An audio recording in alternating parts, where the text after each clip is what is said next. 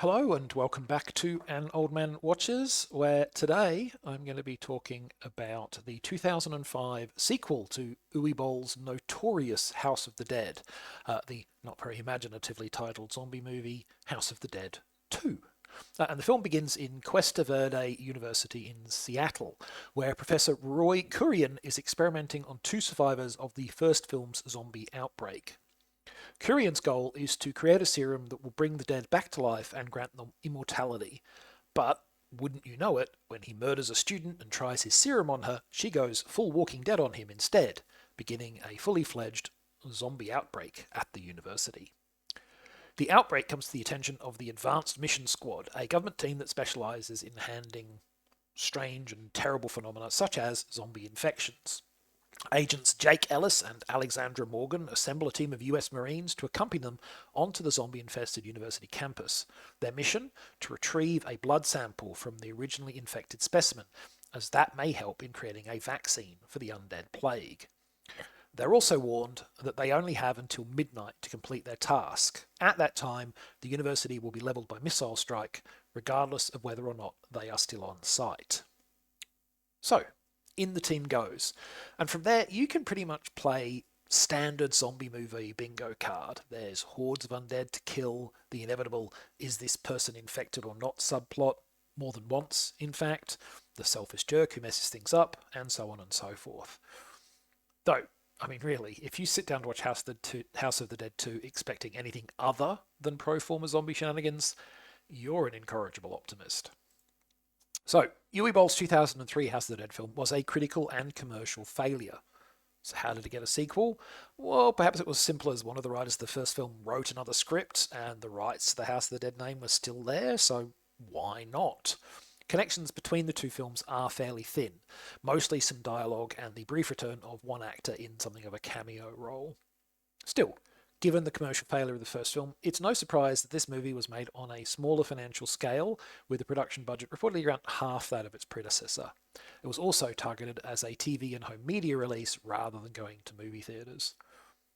How the film turned out from a financial perspective, I haven't been able to find out. Certainly, a planned sequel ultimately jettisoned the House of the Dead moniker, suggesting that little value was seen to be in the brand. But House of the Dead 2 did at least enjoy a less vituperative critical response than its predecessor, with even the negative reviews generally accepting that it was a better film, the exception being DVD Talk, who opined that at least there was something to laugh at in the first movie and that this one was just kind of dull. So, what did I think? Well, I think I've seen a lot of this before in better movies.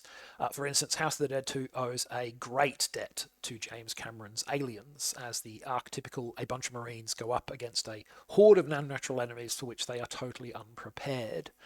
This movie is certainly less blatant in being aliens but with zombies than Bruno Mattei's Zombies the Beginning was, but that's not saying much. For much of its length, Mattei's film is a scene-for-scene recreation of Aliens.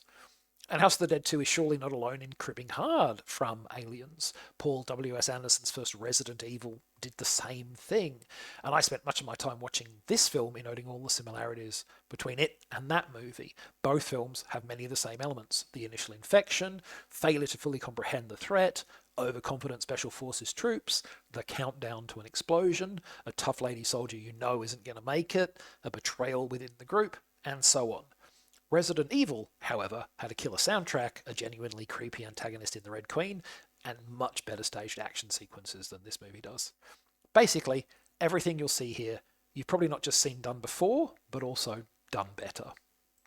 Now, one potentially familiar aspect of the film that might bring more pleasure than its plot points is its cast. This is particularly the case if you were the fan of 90s and early 2000s genre television. The main two characters of The House of the Dead 2 are played by Ed Quinn, who was a main cast member of the quirky science fiction show Eureka for its first three seasons, and Emmanuel Voya, who has appeared on at least once on a whole host of fantasy and science fiction shows, with recurring stints on both Smallville, where she was in 9 episodes, and Lost Girl, where she had 18 episodes as one of the title characters, secondary antagonists, and occasional reluctant allies. And then in the supporting cast, we have Sticky Fingers, who would go on to play Blade in the TV series spin off of the Wesley Snipes film, and Victoria Pratt. Now, Pratt's presence in the film would have been enough for me to check it out, even if I wasn't a zombie movie tragic. She was all over genre TV near the turn of the millennium, with a guest spot on Xena Warrior Princess and main roles on Mutant X, on the delightfully chintzy Cleopatra 25, and in the time loop based show Daybreak. And whatever Pratt was in, I knew I could rely on her to deliver on-screen swagger. Basically, if you were picking somebody to be a low-budget Vasquez for your Aliens knockoff, then back in 2005, you couldn't have done much better than Victoria Pratt. And for those of us who are longer in the tooth, the film also offers a bit of a bit part for Sid Haig of 60s and 70s exploitation fame. Younger audiences may also recognise Haig from his later work in Rob Zombie's movies, but for me his name will always much be more closely linked with that of Pam Grier, as the pair did a number of films together in the early 70s.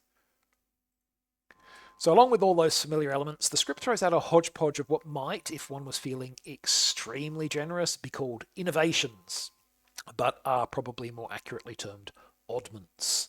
The first of these is the inclusion of some gratuitous full frontal nudity, at least in the home media version. You couldn't get away with this on basic cable. This scene comes early in the movie and feels included for very cynical, let's make the DVD R-rated so the lads will rent it kind of reasons. Then later on, the script shows an odd fascination with trying to make the idea of zombie football players funny. I can see that there's maybe a mild moment of initial amusement from the visual dichotomy of a zombie in NFL gear, but the movie seems to want to milk this momentary wry smile into an ongoing source of comedy that it simply doesn't support, and which feels like the writer was deliberately wedging in some levity but wasn't really sure how to go about it. Ultimately, House of the Dead 2 is technically better than the original film in pretty much every regard. Certainly the acting is better and the directing much less slipshod. But DVD Talk had a point. This is not as much fun as the original, and whether you like it more is very much up for debate. Next time, just like with Phantom of the Opera a few weeks ago, we're going back 100 years once more for the 1925 Italian silent film Maciste in Hell. But that is next time. Until then, thanks for watching. I hope you've enjoyed it. And if you've seen House of the Dead 2, let me know what you thought of it.